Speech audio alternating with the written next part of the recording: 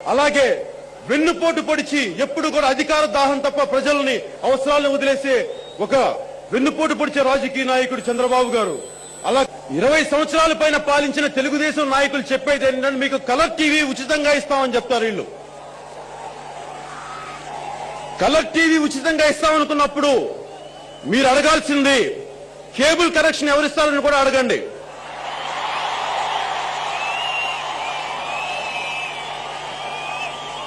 Current bill ఎవరు కడతారని కూడా అడగండి. ఒకవేళ గ్రామీణ ప్రాంతాల్లో వాళ్ళు ఏదో చెప్పారు 12 గంటల ఉచిత విద్యుత్ ఇస్తామని చెప్పి, మరి రైతులు పొలాల కోసం మోటార్ వేసుకోవాలా లేదంటే టీవీ పెట్టుకోవాలా? ఒకవేళ టీవీ పెట్టుకుంటే మోటార్ కాలిపోతే, మోటార్ పెట్టుకుంటే టీవీ కాలిపోతే, రెండు ఏదో ఒకటే చేయాలి. ఒకవేళ రెండు పెట్టుకుంటే రెండు పోతాయి. మరి ఆ రిపేర్లకి డబ్బులు చంద్రబాబు నాయుడు గారు తెలుగుదేశం పార్టీ ప్రభుత్వం ఇస్తా. ఏంటి దౌర్భాగ్యపు ఆలోచనలు? దీనిని ఇంగ్లీష్ లో థాట్ పోవర్టీ అంటారు. భావ దారిద్ర్యం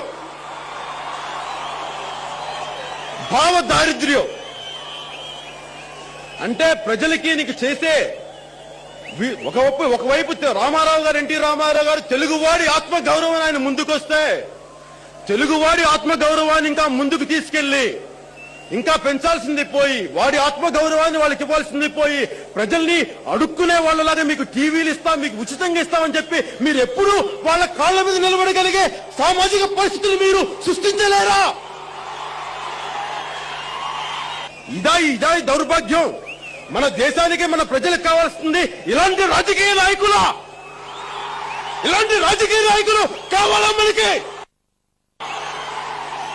మనకి కావాల్సింది నిజంగా ప్రజాసేవ చేయగలిగే, ప్రజల పక్షాన నిలబడి ప్రజల కోసం పోరాటం చేయగలిగే ఒక ప్రజా నాయకుడు కావాలి. అది అన్న చిరంజీవి కావాలి.